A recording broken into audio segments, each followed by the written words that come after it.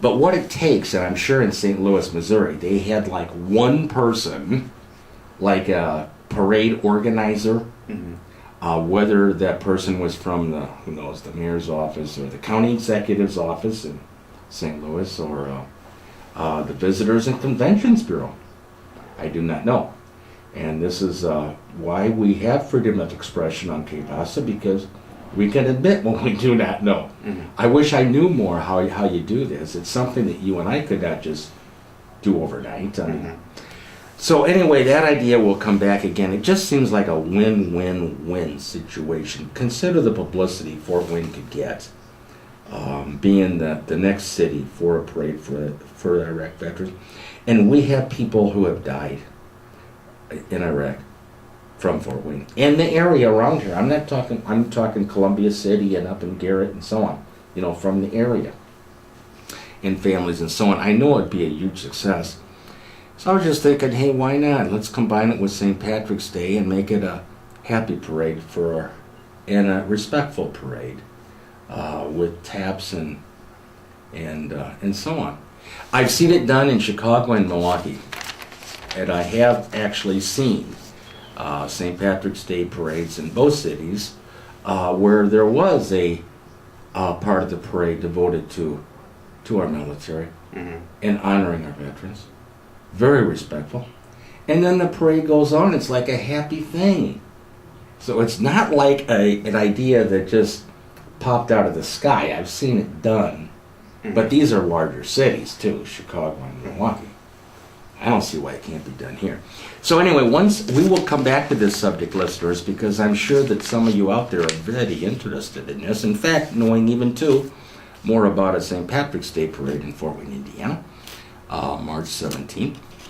So we will come back to this after I have a reply from the mayor's office as to whether this idea makes any sense in reality or not. What we're doing here, Tim, is we're throwing up an idea, and we're going to see where it ends up. Yeah. Sounds like a good plan. That's pretty much all we can do here, but that's our job. You know, that's what we do here. You know, we come up with ideas and see where they land and promote and promote. Did you watch Meet the Press yesterday, Tim? Nope, I was at work. Boy, you were working. That's right. By the way, Tim works. He has I think, Tim, you worked 12 hours yesterday? Yeah, Tim is here today with us, and he also works. Okay. On Meet the Press yesterday, they talked about the federal budget, Tim. It was the federal budget. Paul Ryan from Janesville, Wisconsin, the head of the House Budget Committee. All right. This is my old buddy there, Paul Ryan. Okay, he says the federal budget, which is, we're talking a lot of money here. We're talking $40 trillion budget. Paul Ryan, and I quote, "This budget sets us down a wrong course, since it does not deal with the deficit and stimulus proposals do not work. We need pro-economic growth policies. We, meaning the Republicans, are going to offer a choice, and we will be specific. My question is, what are those choices? Medicare cuts? Privatizing Social Security? Block granting food stamps, unemployment compensation, Section 8 housing vouchers to states? Is that what he means by offering a choice?" Paul Ryan continued on and said, "This is not a balanced budget." He said this budget would mean rationing Medicare. And I'm thinking, hold on, Paul Ryan. Paul Ryan is proposing outright cuts in Medicare. So I don't understand that. Yes, he is from Wisconsin, and I actually do know him, but I do not agree with him. What do you think? Oh, you do know him, like, personally? Yeah, well, here's the thing, Tim. No, not personally. He would not consider, we're not friends. It's not like that. But no, I lived in Wisconsin at the time that Paul Ryan from Janesville. I was in Lake Geneva, Wisconsin. Maybe you've heard. It's right north of the Chicago, Yeah. the Illinois border. Okay. No, I worked in Lake Geneva, Wisconsin, which is only like 30 miles from Janesville. A lot of people know Janesville because when General Motors closed, maybe that was also before you were born. Remember when General Motors closed in Janesville and they all came here to Fort Wayne? Yeah, well... That's what really got the General Motors plant here going. Yeah, a lot of people, like my dad works out there, so a lot of people he works with are from there. I think there's still a little bit of something in there. Well, there's a lot of people from Janesville that work there today. And then what happened is, anyway, it doesn't matter. General Motors reopened in Janesville, whatever. So, Paul Ryan approached me because he was running for office the first time. And he was looking for an audience. I mean, you don't want to just speak to one person, you want a group of people when you're running for office, of course. And I worked at a retirement village, and that's a lot of people who vote him.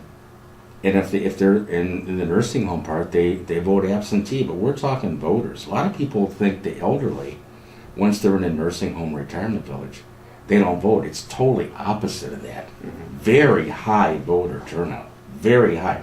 Social workers help the people with their absentee ballots and make sure it gets all done. So anyway, the bottom line is that, yes, I agreed, and so I brought Paul Ryan to, basically a long-term care facility in Wisconsin, and I'll never forget him. He was very popular, very well liked, and he said to the people, quality of care for elderly people in nursing homes and retirement homes, assisted living, that's the key concept, quality of care. Because many people have come from their own home or whatever, they want to make sure they have quality of care. Paul Ryan, I'll never forget this, told the people that I will continue to promote the quality of care that you have here, and they were all happy there at the retirement community, including the nursing home part and so on. And he said that he would oppose cuts to funding that would affect their quality of care. Now, I roll the clock ahead to yesterday, Tim, and I'm watching Meet the Press. And I'm looking at the very same guy, the very same person, and I'm thinking, I remember you, and I remember what you said. And I heard what he said yesterday, which was, Medicare cuts. I mean, his own budget is. They call it the Paul Ryan budget because he's the budget, chief in the House of Representatives, and there are cuts in there. It's like, wait a minute, which Paul Ryan are you? The one that I met when you were running for office, or the one today I'm seeing on Beat the Press? People change when they go to Washington, and a lot of what he's saying, even there, is probably political talk. Well, I'm thinking that, and that's why I'm wondering what he means by we will be specific, and we already know what's in the Paul Ryan budget. I think when you say that you're going to be specific, that's all you need to say. Yeah, he doesn't. You'll need to go into specifics. It's funny because he said, we will be specific, and I'm waiting for him to give at least one example. Por ejemplo, not even one. No numero uno there. So anyway, it is a $47 trillion budget, a lot of money. All right, they also talked about this, Tim, and the payroll tax cut extension. Now, we know that the payroll tax cut, I don't know the dollars off the top of my head, but it basically means that there wouldn't be an increase for people working in their payroll taxes.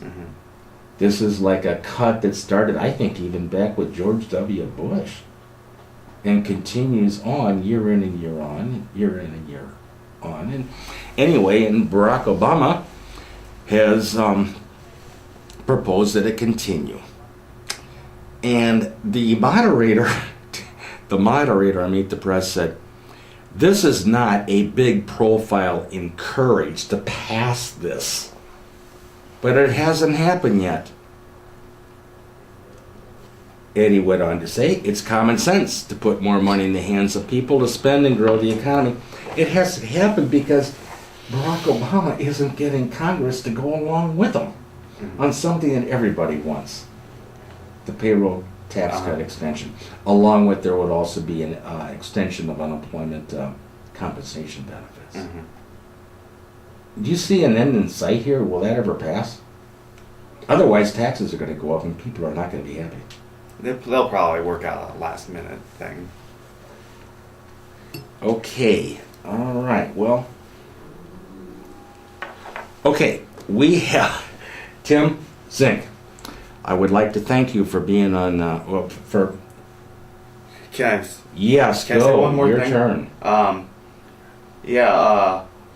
We started a Facebook page. Right. And Tim will explain. if you want to comment on anything from our show, just post on our wall. We have a question on there today or a request to give us some feedback or some suggestions.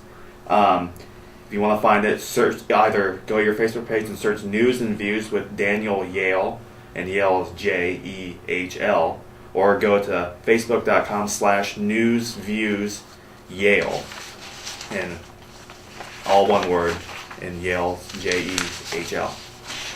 Okay, Tim, thanks for bringing that up, and hope that we'll do another reminder of that because it's going to apply to the Fernando Zapari show as well, and we really want feedback and ideas, really, for what you'd like us to discuss with our freedom of expression. Thank you again, John Rogers, for our sponsorship today for the show. John Rogers again, in Espanol at 704-0682. And thank you, Raul, our technician. Thank you, Tim, for doing the show today with me. And I hope that we're not chasing you away. No, definitely not. Come back because it's really fun to do it. And we will look forward to your feedback, all of our listeners. And any topics you want us to bring up. We will be talking about immigration this week. Today we focused on President's Day and the weekend. So we will move on to topics of interest to Latinos and to really all people among our viewing audience. Que Pasa. Have a safe day.